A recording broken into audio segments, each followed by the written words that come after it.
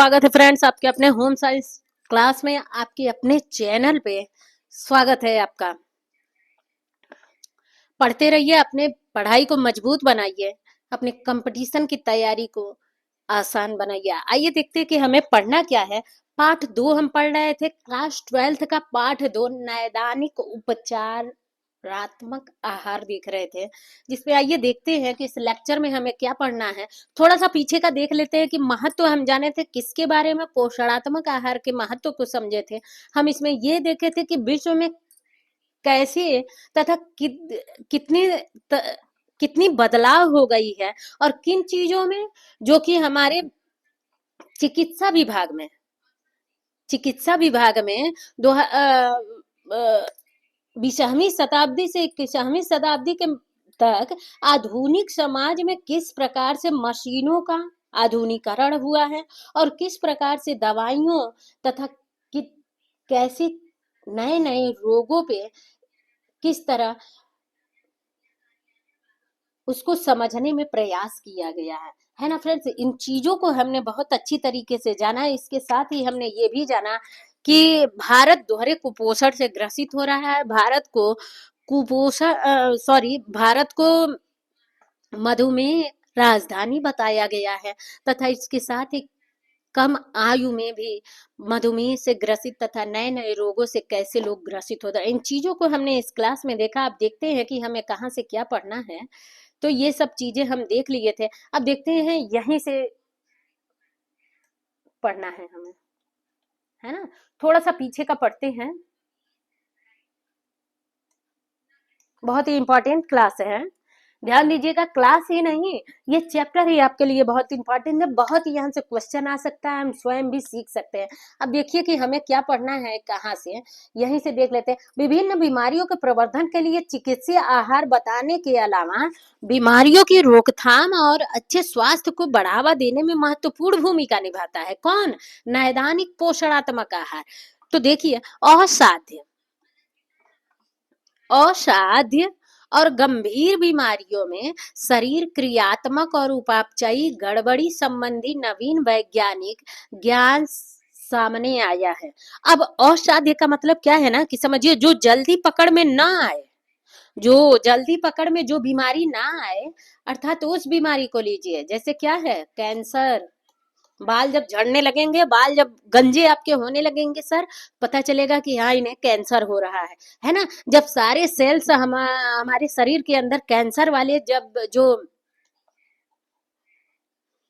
जो सेल्स है ना, जब अंदर डेवलप हो जाएंगे, बहुत ज्यादा पैदा हो जाएंगे, बहुत ज्यादा वो हो जाएंगे, तो आपको पता चलेगा कि कैंसर से ग्रसित है। तो उसी बात को बताया गया है कि असाध्य रोग कैंसर है, नस ब्लॉक्स वाले समस्याएं बहुत देखिए आ रहे हैं, HIV एड्स है, तो इससे भी संबंधित बीमारियां। तो इन्हीं सबको क्या कहा गया है कि असाध्य बीमारियां, असाध्य और गंभीर बीमारियां। आप गंभीर बीमारियों में लीजिए टाइफाइड, हम बहुत लापरवाही कर रहे हैं तो आगे चल के टाइफाइड हमें होगा ही होगा। खांसी से लेकर संबंधित बीमारी होगा, जो पकड़ में ना आए उसी को क्या कहते हैं, गंभीर हो जाता है। छोटे को ही हम आगे ले चल के बड़ा बना दे, उसी बीमारी को खास रहे हैं, आज भी खास रहे हैं, कल भी, परसों भी, 1 महीने 2 महीने खास रहे, तो आगे चल के को खांसी तो होगा ही होगा ना। तो उसी को कहा गया है, बीमारी उसी को कहा गया है, तथा असाध्य बीमारी इन सबों को कहा गया है। समझ में आया? तो देखिए आगे देखते हैं कि शरीर क्रियात्मक उपापचयी, और जब इन सारे रोगों से आप ग्रसित होंगे ना, तो जो भी पोषक तत्व खा रहे हैं उस पे क्या होगा, आपके शरीर के जो भी फंक्शन है, चाहे मेटाबॉलिज्म की फंक्शन है, चाहे पचाने की है, चाहे चबाने की है, चाहे उत्सर्जन की है, इन सब में गड़बड़ी संबंधी नवीन वैज्ञानिक ज्ञान सामने आया है। पोषण मूल्यांकन के नए तरीके विकसित हुए हैं और अपनाए जा रहे हैं। मरीजों के पोषण की नई तकनीक और पूरकों का उपयोग किया जा रहा है।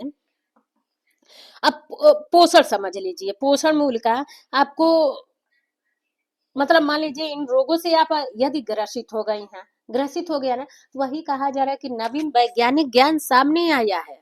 जब हमने ऊपर की क्लास में देखा है कि अब आधुनिकीकरण में ना बहुत तरह तरह के मशीन हो गए हैं। सीधे मशीन से हम चेक करवाते हैं तो पता चलता है कि डायबिटीज बढ़ गया है या घट गया है, हमें कार्बोहाइड्रेट लेना है कि नहीं लेना है, हमारे अंदर पैक्टिक अल्सर हो गया है तो हम हमें क्या प्रोटीन लेना है कि नहीं लेना।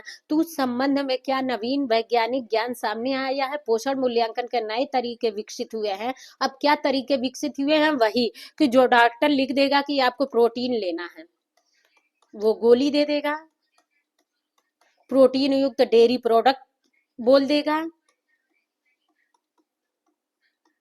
ठीक है ना। कार्बोहाइड्रेट आपके शरीर में नहीं है तो कार्ब युक्त सारे खाद्य पदार्थ आप खाइए। वसा नहीं है, आप बहुत सूखी सूखी हो गई हैं तो वसा युक्त चीजों को बोल देगा, डॉक्टर दे देगा, उससे लेके संबंधित गोलियां दे देगा। तरह तरह के आपके चर्म रोग हैं, आइस प्रॉब्लम है तो उससे संबंधित विटामिन की गोलियां दे देगा। तो यही है पोषण मूल्यांकन। पोषण मूल्यांकन मतलब जो इन रोगों से जो आप असाध्य और गंभीर बीमारियों से ग्रसित हो गया है जो व्यक्ति, उसको मेन चीज जो जिस मेन पोषक तत्व की कमी से उसमें यह रोग विकसित हो गया है, बढ़ गया है, गंभीर हो गया है, वही मेन चीज उसे दे के, वही पोषणात्मक चीज उसे दे के क्या कर दिया जाता है, उसे उसके पोषण मूल्यांकन के नए तरीके विकसित कर दिए जाते हैं, है ना। उसके पोषण मूल्यांकन को देखा जाता है और इसी को क्या कहा गया है कि तकनीक और पूरकों का उपयोग किया जा रहा है।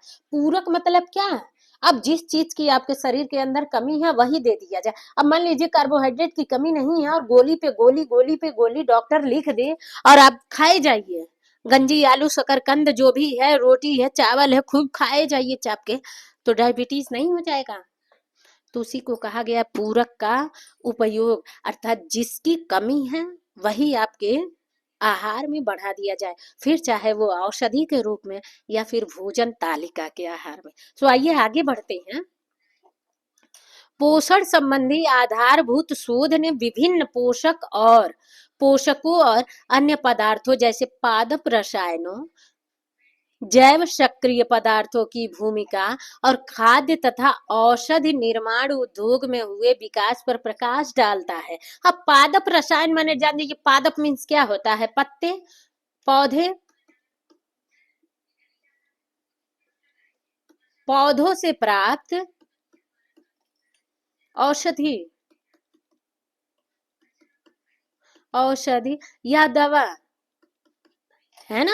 अब पौधे मतलब जान लीजिए, अब ये क्या हुआ था, आपका कोरोना आया था तो लौंग है, नींबू है, आंवला है और तरह तरह के आपको क्या कहा जाता है, काढ़ा बना के पीजिए, है ना। भाई सबके घर में अलग अलग काढ़े थे, हम तो खैर सारे क्या किए थे ना, सभी गरम मसाले के काढ़े बना के रख लिए थे, दालचीनी है, लौंग है और क्या काली मिर्च है, जायफल है, ये सारे मिला के हम तो काढ़ा अपना ऐसे बनाए थे। अब मान लीजिए आपके घर में भी जैसे काढ़ा बना होगा, जैसे जो, तो ये क्या है, औषधि पौधे द्वारा ही तो मिला है। तो इसी को हम क्या कहेंगे, पादप रसायन, है ना। आप देखते हैं ना, बाबा रामदेव कौन सी दवा देते हैं, ये पादप रसायन वाली ही दवा देते हैं, आसान में समझिए, है ना। बाबा रामदेव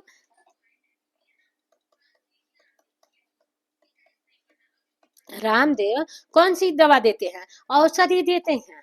तो उसी को पादप रसायन किया गया। और क्यों यहाँ पादप रसायन बताया गया है, जो 20वीं और 21वीं शताब्दी के बीच से लेके और जो 21वीं शताब्दी में जो जिसमें अब हम अभी चल रहे हैं, ये क्लास देख रहे हैं और भी आगे देखेंगे आधुनिक में, तो जो प्रयोग हो रहा है, जो बढ़ रहा है, तो यही जो दवाएं बनाई जा रही हैं तथा जैव सक्रिय पदार्थ। अब जैव सक्रिय पदार्थ का मतलब समझ लीजिए ना, कि कोई कोई दवाएं आप देखते हैं कि जीवों से भी बनते हैं, जीवों से भी बनते हैं। मान लीजिए विटामिन ए की कमी है, तो हम बहुत पढ़ रखे हैं ना, टीजीटी की क्लास अगर आप लीजिए तो उसमें देखते हैं ना, विटामिन ए पढ़ते हैं तो किसमें मिलता है, मछली के तेल में भी मिलता है।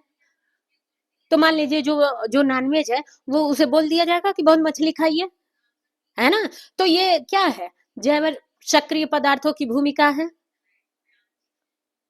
जीव से निकालते हैं, है ना। अंडा क्या है, जीवधारा ही है। मांस मछली क्या है, मांस मछली के तेल है, फैट है, बहुत तरह तरह के आइटम बनाए जा रहे हैं, देखते हैं ना उद्योगों में। तो क्या है ये सब, जय सक्रियता पदार्थ है, खाद्य पदार्थ औषधि निर्माण उद्योग में विकास प्रकाश डाल रहा है। तो ऐसे विकास हो रहे हैं। हमें थोड़ी सी नजला होती है, सर्दी जुकाम होती है, तो क्या करते हैं हम, तुलसी जी का पत्ता तोड़े। अरे ये नहीं कि अब हर समय तोड़ लीजिए, कभी कभी उनको ये भी होता है कि इस महीने में ना तोड़िए, उस महीने। लेकिन देखिए, तुलसी का पत्ता तोड़ लें, अदरक डाल लिए, लौंग डाल लिए, काली मिर्च डाल लिए, चीनी डाल लिए, और उसे खौला के पी लिए, 2 की 4 4 बार पिए। देखिए आराम मिलता है गले को, मिलता है कि नहीं मिलता है। तो ये क्या है, पादप रसायन द्वारा है। कुछ हम भी लगते हैं प्रयोग करने, करते हैं ना। तो ऐसे ही बहुत बहुत जड़ी बूटियां हैं। एलोवेरा क्या है, एलोवेरा से फेस वॉश भी बनाया जा रहा है, एलोवेरा से शैम्पू भी बनाया जा रहा है, और तरह तरह के खाने वाली चीजें भी बनाई जा रही हैं। तो एलोवेरा से बनाने वाली चीज क्या है, पादप रसायन द्वारा है ना। अब आशा करती हूँ कि समझ में आ रहा होगा एक एक लाइन, और लाइन के एक एक शब्द। जहां ना समझ में आए कमेंट बॉक्स में मेंशन करिए।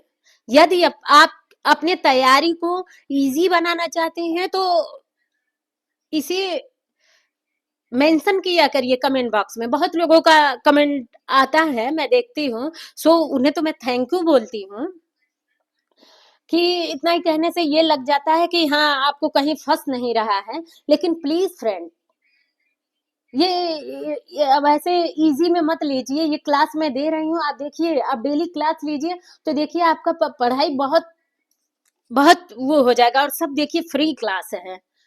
अब इससे बेटर आपके लिए क्या हो सकता है, मैं मेंशन करने के लिए भी कहती हूँ, क्वेश्चन हुआ चाहे जो भी चीज फंसा। तो आइए आगे देखते हैं। और देखिए मेरे लिए भी थोड़ा भला सोचिए, लाइक सब्सक्राइब और शेयर भी करिए। आगे देखिए, इससे नैदानिक पोषण, इससे किससे, जो ये पादप रसायनों और जैव पदार्थों की भूमिका जो खाद्य और औषधि बन रहे हैं, इससे खाद्य पदार्थ भी बनते हैं, औषधि भी बनती है।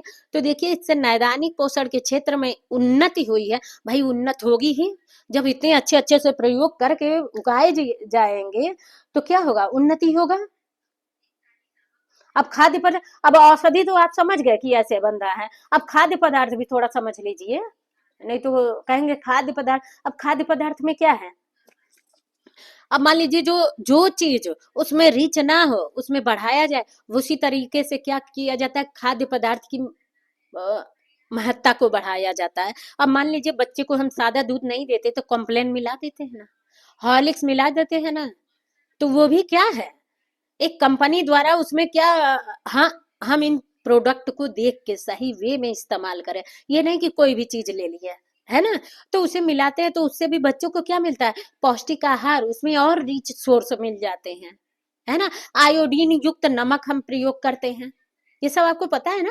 तो इन्हीं चीजों को खाद्य पदार्थ में जोड़ा गया। और ये सब कुल मिला के कहाँ आते हैं, नैदानिक पोषण के क्षेत्र में उन्नति करते हैं। शोधकर्ताओं और वैज्ञानिकों ने जिन अभिव्यक्ति, उपापचयी नियम और बीमारियों की रोकथाम और उपचार में प्रत्येक पोषण की भूमिका की खोज निरंतर जारी रखी हुई है। उदाहरण के लिए विशेष रूप से खाद्य पदार्थ से प्राप्त प्रति ऑक्सीकारक जैसे beta carotene, selenium, vitamin E और विटामिन सी एक संरक्षित भूमिका निभाते हैं, वाकई निभाते हैं। जब क्लास में पढ़ाऊंगी ना टीचर की तैयारी में, तो देखिए इसमें ये सब बहुत अच्छे से बताया गया है। बीटा कैरोटीन मतलब क्या हो गया आपका, ये देखिए, बीटा कैरोटीन मतलब विटामिन ए। सेलेनियम आपका जो भी समुद्री समुद्री साग है, समुद्री फिश है, जो भी नमक है, जो भी समुद्री चीजों को ले लीजिए। विटामिन ई हो गया आपका, और सी, ए सी ई मिल के क्या बनते हैं, एंटीकारक विटामिन बनते हैं, है ना। एंटीऑक्सीडेंट विटामिन इसे कहते हैं। एक संरक्षी भूमिका निभाते हैं। क्यों संरक्षी भूमिका निभाते हैं, क्यों, क्योंकि ये देखिए बहुत रोगों को मारने का काम करते हैं। ये तीनों मिल के ना आपस में क्या है, एक दोस्त हैं, बॉन्ड से बंधे हुए हैं, है ना। और तीनों अनेक बीमारियों को समाप्त कर देते हैं यदि इन विटामिन का हम प्रयोग करें। तथा वैज्ञानिक वैज्ञानिक और पोषण आहार आहार के जो भी खोजकर्ताएं हैं ना, वो देखिए निरंतर इस पे जारी रखते हैं, अर्थात इन चीजों पे अपने सोर्सों को रखते हैं, है ना। तो आगे आइए देखते हैं क्या कहा जा रहा है। भारतीय खाद्य सुरक्षा, भारतीय खाद्य सुरक्षा मानक प्राधिकरण एफ एस एस ए आई क्या कह रहा है, एफ एस एस ए आई के अनुसार, अब देखिएगा ये एफ एस एस आई क्या है, एक गवर्नमेंट सुविधा है, सरकारी संस्थान है ये, ठीक है ना।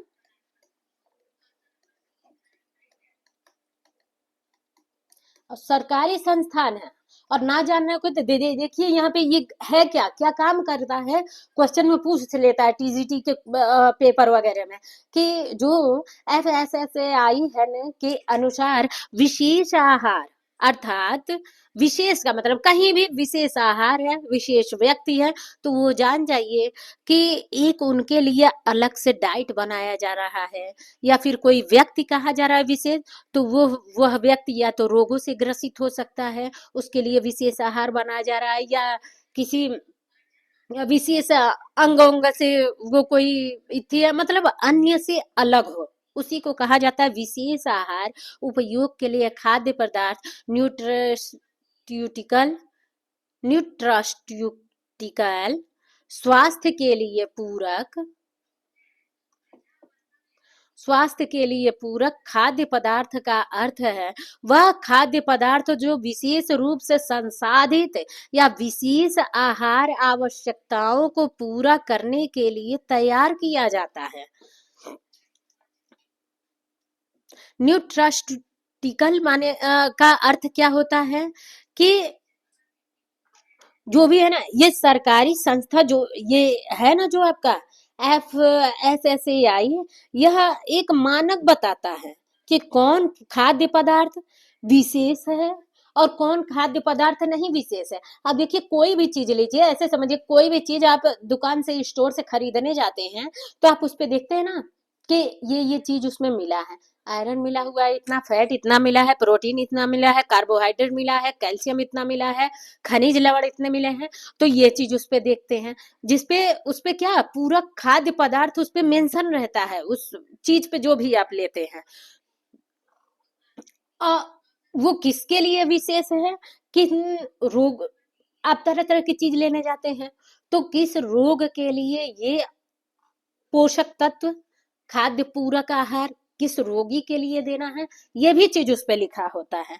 तो उसी स्वास्थ्य के लिए न्यूट्रिएंट देने वाला कम्प्लीमेंट, ठीक है ना। अब मान लीजिए न्यूट्रिएंट किसके लिए कहा जा रहा है कि किसी पोषक तत्व में जो चीज नहीं है, उस पोषक तत्व को उसमें और मिला देना, उसी को क्या कहा जाता है कि न्यूट्रास्यूटिकल, है ना। स्वास्थ्य के लिए पूरक खाद्य पदार्थ का वह खाद्य पदार्थ जो विशेष रूप से संसाधित या विशेष आहार आवश्यकताओं को पूरा करने के लिए तैयार किया जाता है, जो किसी विशेष शारीरिक या तुलनीय प्राकृतिक प्रकृति के सामान्य खाद्य पदार्थों की संरचना में अंतर होना चाहिए। यदि इस प्रकार के सामान्य खाद्य पदार्थ अर्क एकल या संयोजन में होते हैं।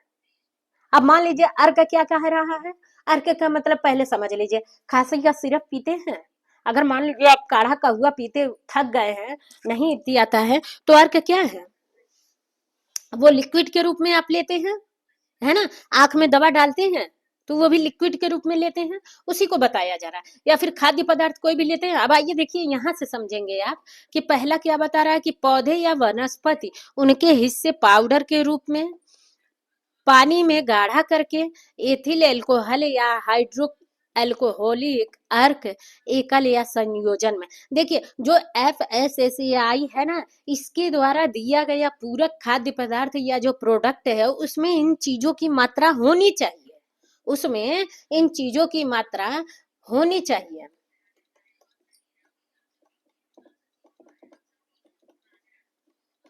होनी चाहिए, है ना।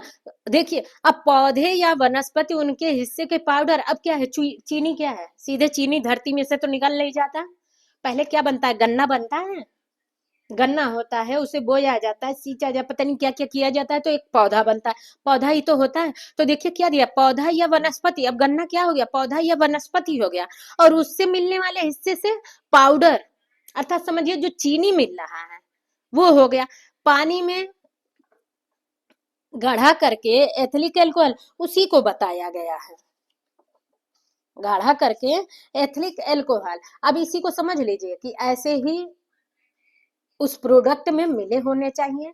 दूसरे पे देखिए क्या दिया है,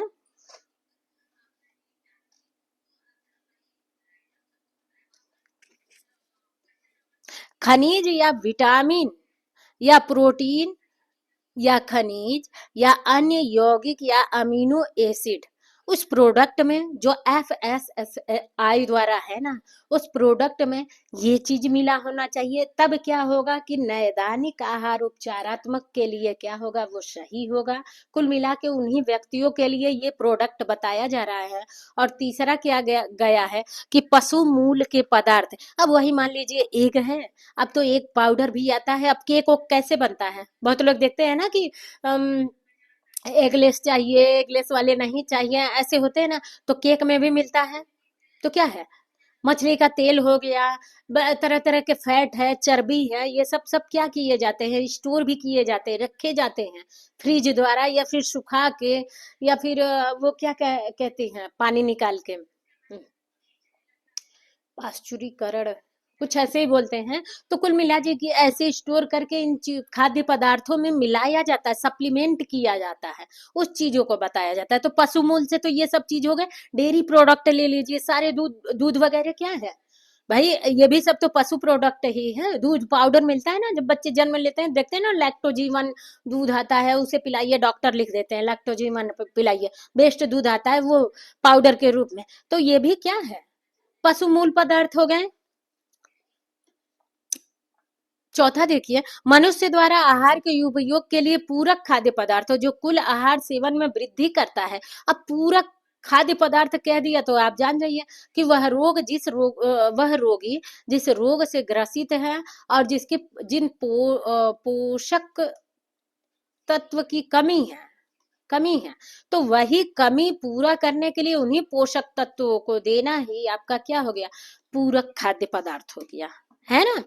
आगे देखते हैं कि क्या बता रहा है। चिकित्सीय खाद्य पदार्थ वे उत्पाद हैं जो विशिष्ट आवश्यकताओं वाले लोगों के लिए विशेष रूप से तैयार किए जाते हैं। अब चिकित्सीय खाद्य पदार्थ है, अब आप समझ रही हूँ कि आपको समझ में आ गया। चिकित्सीय खाद्य पदार्थ, भाई चिकित्सा किसके लिए है, जो बीमार है वही तो चिकित्सालय में पहुंचा है, और वो चिकित्सालय में पहुंचा तो उनके लिए तरह तरह के डाइट आ गए हैं। गर्म पानी पीना है, कच्चा पानी नहीं पीना, दाल का सूप पीना है, दूध में से मलाई निकाल के दूध पीना है, मलाई युक्त दूध पीना है। किसी किसी को बोल दिया जाएगा चावल नहीं खाना, रोटी नहीं खाना, चावल खाना है, मीठे वाले चीज नहीं खाने, मीठे नहीं, कार्बोहाइड्रेट दीजिए, तरह तरह के फल दीजिए, लाल पीले हरे नीले फल दीजिए। तो ये सब क्या होता है, चिकित्सीय खाद्य पदार्थ के लिए दिया गया है।